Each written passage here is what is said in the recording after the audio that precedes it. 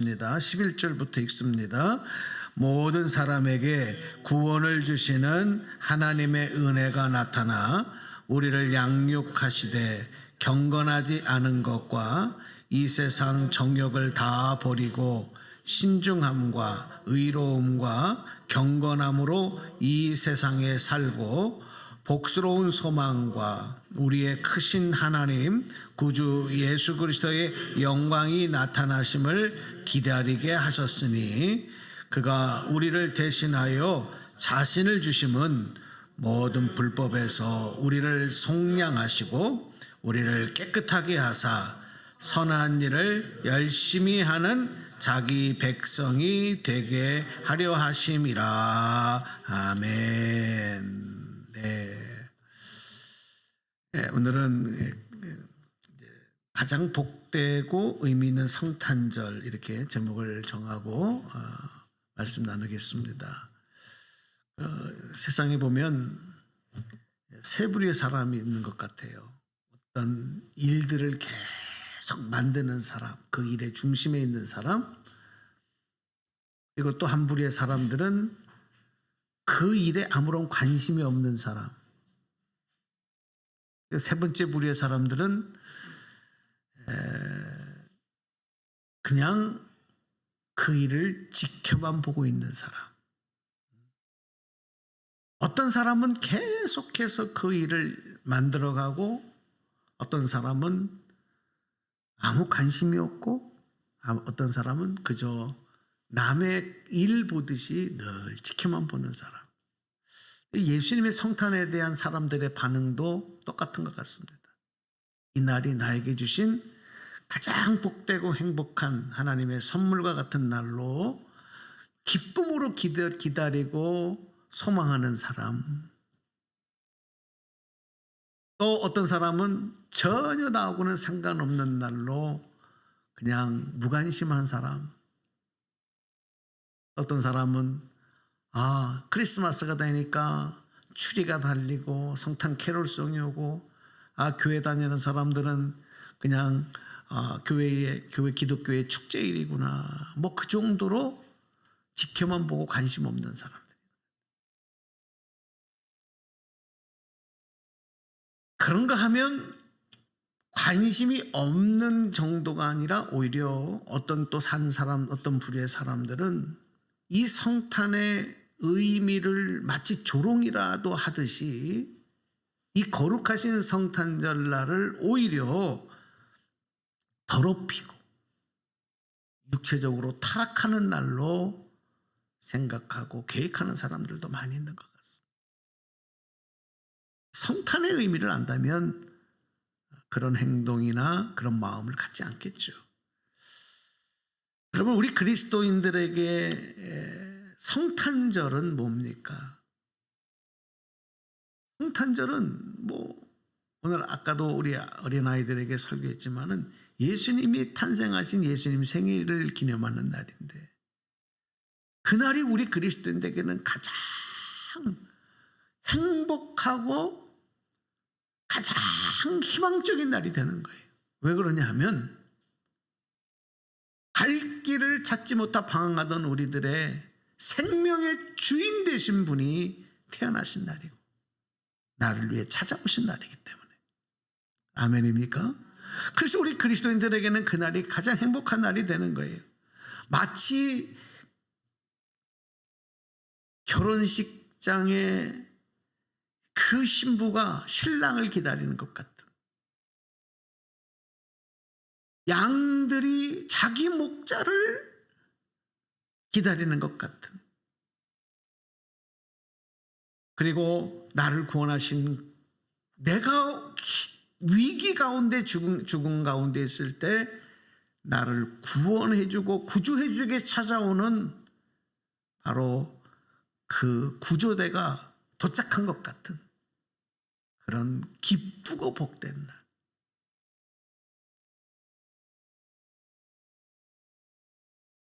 여러분, 이런 기쁜 날이라는 마음을 가지면 우리는 적어도 세상 사람들하고는, 우리 그리스도인들은 다른 마음으로 이 성탄절을 맞이할 수 있습니다. 그리고 예수님의 성탄을 통해서 내 삶에는 어떤 일이 일어난 것이고 또 지금 나에게 어떤 일이 계속 진행되고 있는 것이며 또 앞으로 나의 미래의 삶에는 어떠한 일이 약속되어져 있는 것인가. 성탄을 통해서 우리가 적어도 이런 정도는 묵상하고 또 생각하고 고백할 수 있어야 되지 않겠냐. 생일잔치에 초대받아 가니까 사람들은 모여와 있는데 그 생일잔치의 주인공이 없어요. 여러분 어떻게 하시겠습니까? 그 자리에 온 것을 후회할 것입니다. 바쁜데 주인공 없는 잔치에서 여러분 뭐 그냥 밥이나 시큼 먹고 오면 됩니까? 의미가 없잖아요. 의미가. 그런데 또 황당한 일은 생일잔치에 주인공은 없는데 초청받아 온 사람들이 각자가 자기가 다 주인공인 것처럼 행세를 하는 거예요. 여러분 그 생일잔치는 잘못된 생일잔치. 어쩌면 이 땅에서 우리가 12월이 되어지면 세상을 떠들썩하게 하는 새로운 어떤 인류 문화에 나타난 축제일과 같은 이 크리스마스 성탄절이 예수님의 생일잔치가 그렇게 되지 않았나. 바라기는 오늘 저와 여러분에게만큼은 이번 성탄절이 그런 성탄절이 되지 않기를 소망합니다. 정말 주인을 모셔놓고 우리가 기뻐하며 환영하며 함께 그 은혜를 함께 누리는 복된 성탄절. 여러분들도 아마 다 경험하는 일일 텐데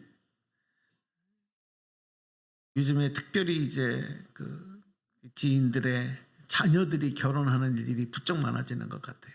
요즘에 결혼 안 한다는데 제 나이가 이제 자녀들이 결혼할 그런 시즌들이 돼서 그런지 이제 결혼식에 청첩장을 받고 이제 결혼식을 가게 되면 사실은 결혼식에 신랑 신부가 누군지는 잘 몰라요. 그 부모 때문에 가는 거지. 부모의 관계 때문에 가지. 그냥 인사차 가는 겁니다. 그래서 이제 축의금 봉투를 전달하고 또 필요한 음식들을 이제 먹고 오는 경우가 있는데 그렇다더라도 그 주인공을 모르면 별로 감격스럽지가 않아. 그래서 어떨 땐 바쁠 때는요. 여러분도 그런 경우가 많을 거예요. 좀 미리 가서 축의금 전달하고 밥 먹고 정작 결혼식은 참석하지 않고 오는 경우도 있어요. 또 어떨 경우에는 아예 가지도 않고 그냥 온라인으로 축의금만 보내면서 인사만 하는 경우도 있지 않습니까? 그런데 여러분 그 결혼식의 주인공이 내 가까운 친구, 사랑하는 친구고 또 내 가족 중에 한 사람이에요. 그러면 그렇게 할 수 있겠습니까? 밥 먹는 게 중요합니까? 아니지 않습니까? 함께 그 잔치에 참여해서 함께 기뻐하고 그렇죠? 그 순간순간을 마음에 담고 기억하려고 하는 그런 마음들이 누가 시키지 않아도 할 거예요.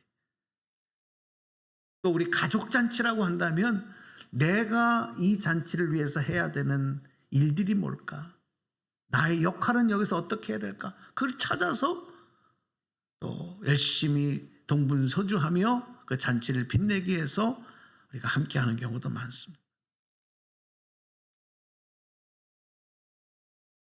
주인공이 없는, 주인공과 알지 못하는 성탄절은 큰 의미가 없습니다. 그냥 사람들을 위한 잔치일 뿐입니다. 어떻게 해야 그러면 이 성탄절을 좀 더 의미 있는 성탄절로 우리가 깨닫고 그렇게 보낼 수 있을까?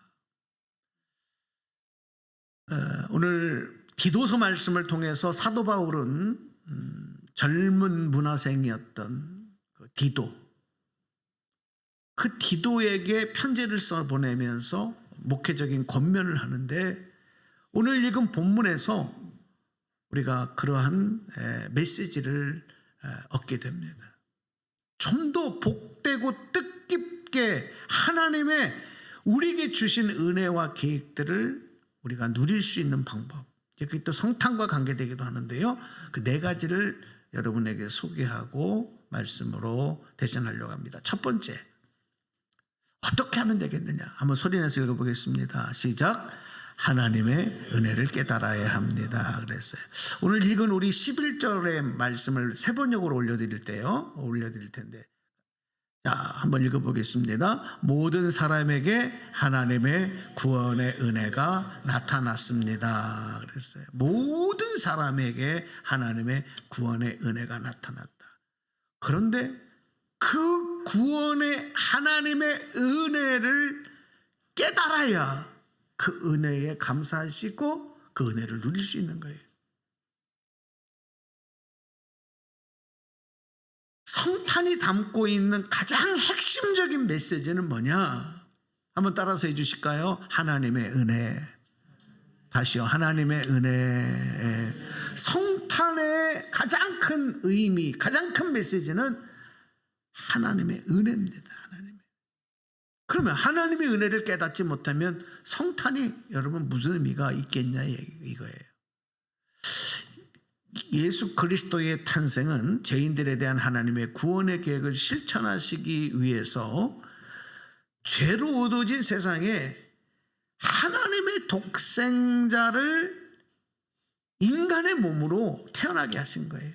이유는 뭡니까? 이유는 우리의 죄값을 대신 치르시게 하기 위해, 다시 말하면 우리를 구원하시기 위해서 아들을 보내신 거지요. 그래서 성탄의 사건은 하나님의 은총이 죄악으로 캄캄하고 소망이 없었던 이 어둠을 가르고 빛의 소망으로 임한 사건이다. 전적인 하나님의 은혜죠. 여러분, 은혜라는 말을 우린 참 많이 귀가 닳도록 하고 듣습니다. 이 은혜라는 말처럼 세상에 아름다운 말, 듣기 좋은 말은 없는 거예요. 그런데 사실은 이 은혜라는, 하나님의 은혜라는 선물을 우리가 받아 누리기에는 우리가 너무 부족해. 다시 말씀드리면 너무 우리에게 과분한 선물이란 말이에요. 하나님의 은혜가. 왜냐하면 우리는요, 그 은혜를 받아 누릴 자격이 없어요. 하나님은 너무 거룩하신 분인데 우리는 너무 악한 죄인이기 때문에 자격이 없단 말이에요. 선물을 받을 자격이 없단 말이에요. 그런데도 값없이 그 선물을 주시는 거예요.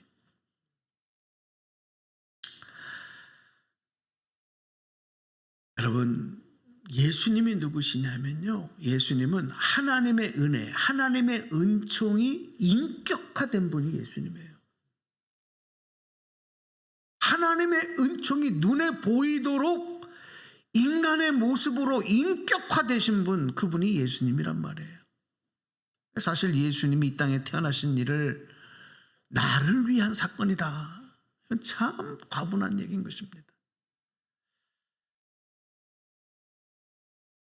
사도 요한이 이 사건, 예수님의 탄생 사건을 요한복음에 이렇게 묘사하고 이렇게 기록을 해놨어요. 요한복음 1장 14절 말씀을 한번 열어드릴게요. 요한복음 1장 14절.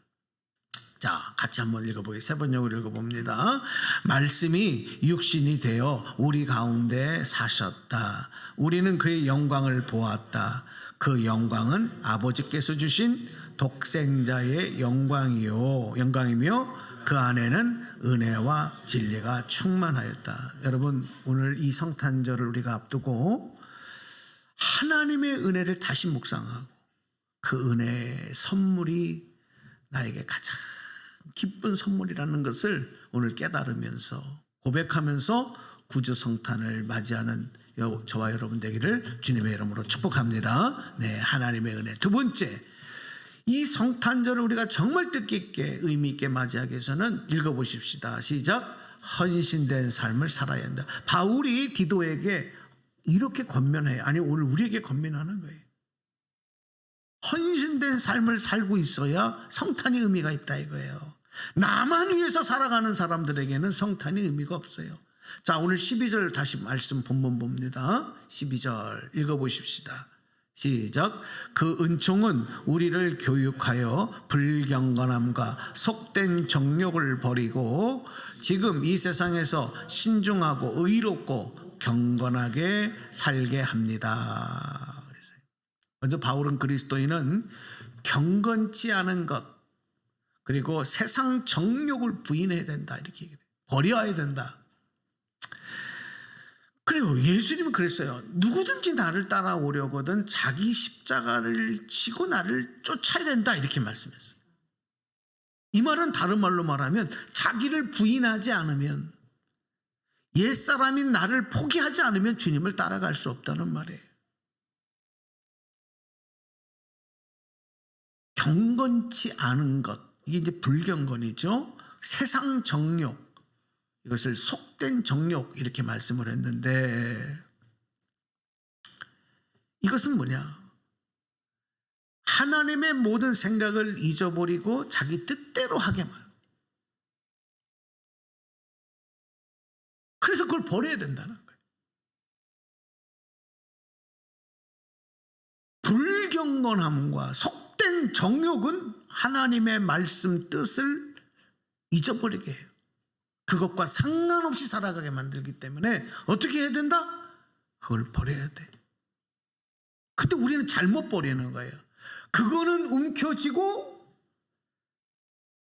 불경건함과 속된 정욕은 더 꼭 끌어안고 하나님의 뜻과 생각을 버려요. 그러니까 어떻게 됩니까?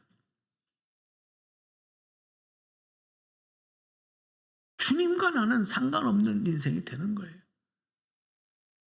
사도 바울은 오늘 우리에게 그리스도인이라면 그러한 생활 방식에 대해서 NO! 아니요! 거절할 수 있어요. 여러분 사회생활하면서 사회에서 얼마나 거절을 잘하십니까? 거절해야 될 때 거절을 여러분 하고 사시냔 말이에요. 좋은 게 좋은 거니까. 예. 이건 분명히 거절을 해야 될 것인데도 그 손을 잡아요. 왜 그래요? 그래야 나한테 뭔가 더 유익이 있을 거라고 생각하지 않습니까? 그러니까 거절을 못하는 거예요. 하나님의 은혜는 우리를 교육하는데 이 세상에서 신중하고 의롭고 경건하게 살게 한다고 했어요. 신중하다라고 하는 게 뭐냐? 절제함이에요. 의롭게라고 하는 거는 뭐냐? 다른 사람에 대한 나의 처신을 말하는 거예요. 아니라고 말할 수 있는 게 이게 의롭이죠. 또 경건하게라고 하는 것은 하나님이 거룩하신 분이기 때문에 하나님의 자녀답게 사는 걸 말하는 겁니다. 그래서 헌신된 삶, 헌신된 삶이라고 하는 것은 자기 절제와 그리고 거절할 수 있는 힘, 하나님의 뜻을 위해서 나를 버리고 나를 희생하고 나갈 수 있는 삶, 그런 삶을 노력해야 주님의 뜻, 하나님의 선물이 우리에게 의미가 있어진다. 세 번째는요, 이렇게 권면을 해요. 성탄의 의미, 하나님의 뜻이 우리에게 다 빛나는 선물이 되기 위해서는 3번 읽어보겠습니다. 시작. 미래의 약속을 주시해야 합니다. 미래의 약속을 주셔야 됩니다. 우리가 항상 과거와 현재에 머물러 있는 삶. 우리 그리스도인들은 여기서 벗어나야 돼요. 연세가 들어가실수록 대부분의 사람들이 이 과거를 자꾸 생각을 해요. 과거만 봐요. 과거만 기억해. 그리고 현실을 별로 중요하게 여기지 않아. 또 젊은 분들 막 활동하는 사람들은 과거 플러스 현재만 봐요. 근데 오늘 그리스도인들 우리에게 권면하는 것은 그걸 삶의 방향을 좀 바꿔서 우리의 관심이 미래를 향해야 된다. 미래. 자, 13절 말씀 또 읽어보겠습니다. 시작. 또 그것은 우리로 하여금 복된 소원을 갖게 합니다. 곧 위대하신 하나님과 우리의 구주이신 예수 그리스도의 영광이 나타나기를 기다리게 합니다.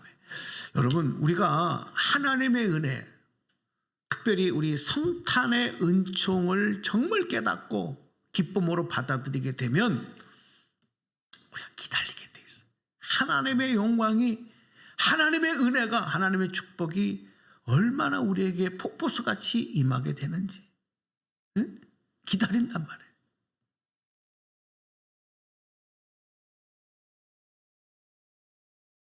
그 1,000원짜리 로또 복권 하나 사고는요, 얼마나 그 당첨 발표하는 날을 기다리는지 몰라요. 어떤 사람은 그것을 다 모아놓고 연말에 가서 다 깐대.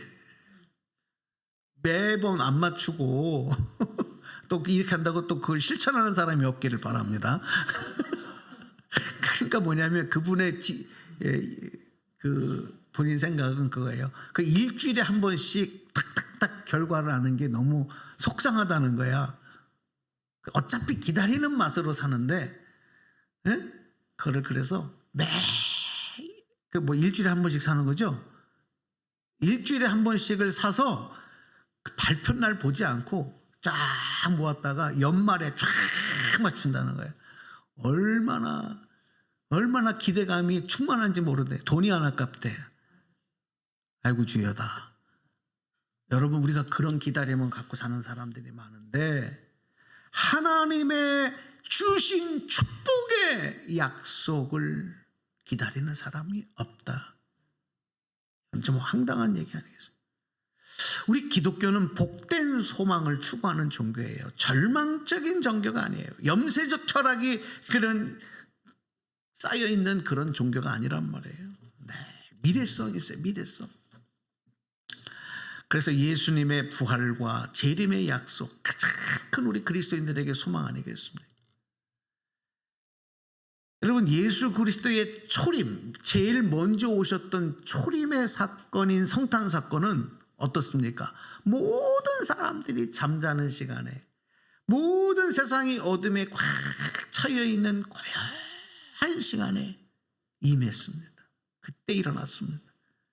그러니까 그 예수님의 성탄의 소식이 소수의 사람에게만 알려졌고 그 사람들만이 성탄하신 예수님에게 찾아가서 경배할 수 있었어요. 그러나 여러분, 예수님의 재림 때는 그렇지 않습니다. 다시 오실 때는 이렇게 조용한 밤에 모두가 잠든 때 오는 것이 아니라 영광 중에 나타나시, 소수의 사람에게만 임한 것이 아니라 전 세계 모든 사람들이 알 수 있도록 천사들의 나팔소리와 호령으로 이 땅에 오시는 거예요. 예수님의 초림 때에는 구원하러 오셨지만 재림 때에는 우리를 다스리실 왕으로 오신다. 예수님이 초림 때는 우리의 죄를 위해서 십자가에 달려 죽으시기 위해서 이 땅에 오셨지만 다시 오신 재림 때는 그를 영접하고 믿는 모든 이들에게 생명을 주시기 위해서 오셨어요. 예수님이 성탄하시는 초림 때에는 가장 가난하고 초라한 모습으로, 약한 자의 모습으로 오셨지만 재림 때는 능력의 왕으로 오신다. 예수님의 초림 때에는 그분에게 가시 면류관과 십자가의 고난이 주어졌지만 재림 때는 영광의 면류관을 쓰시고 우리에게 그 면류관을 벗어 씌워주시는 역사들이 임하게 된단 말이죠. 여러분, 그래서 주님을 기다려야 돼요. 주님을 소망하는 여러분 되시기를 축복합니다. 그 선물을 가지고 오시기 때문에. 마지막 네 번째, 우리가 어떤 마음을 가져야 되느냐 읽어보십시다. 인생의 목적을 이루기 위해 전념해야 합니다. 14절 말씀입니다. 그리스도께서는 우리를 위하여 자기 몸을 내주셨습니다. 그것은 우리를 모든 불법에서 속량하시고 깨끗하게 하셔서 선한 일에 열심을 내는 당신의 백성이 되게 하시려는 것입니다. 아멘. 여러분, 주목하실 것은 예수님께서 이 땅에 오신 것은 목적이, 예수님이 이 땅에 오신 인생의 목적이 자기의 몸을 다 우리에게 내어주시기 위해서 오셨어요. 예수님의 목적. 왜 그러셨을까요? 그것이 성탄의 진정한 의미라고 한다면 그 성탄의 의미는 뭘까요? 우리에게 그렇게 하심으로 우리는 새로운 생명으로 하나님의 자녀로 영광스러운 삶을 살 수 있게 해주시기 위한 거예요.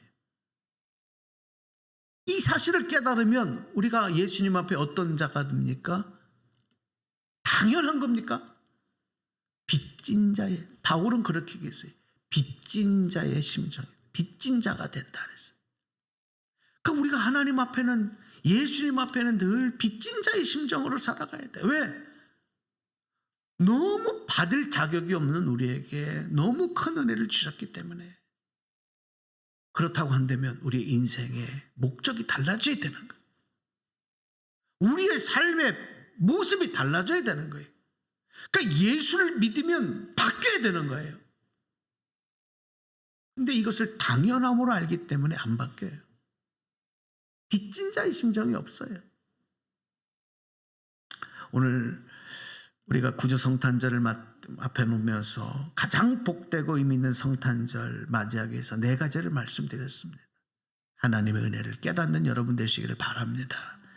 헌신된 삶을 살기를 여러분 더욱 노력하시고 힘쓰시는 여러분 되기를 바랍니다. 미래의 약속을 주시하셔야 됩니다. 그리고 인생의 목적을 이루신 그 뜻을 따라서 여러분의 인생에서도 하나님의 영광이 충만하게 나타나는, 그래서 구주 성탄의 은총에 참여하는 여러분 되시기를 바랍니다. 자, 오늘 이 말씀을 우리가 기억하면서 은혜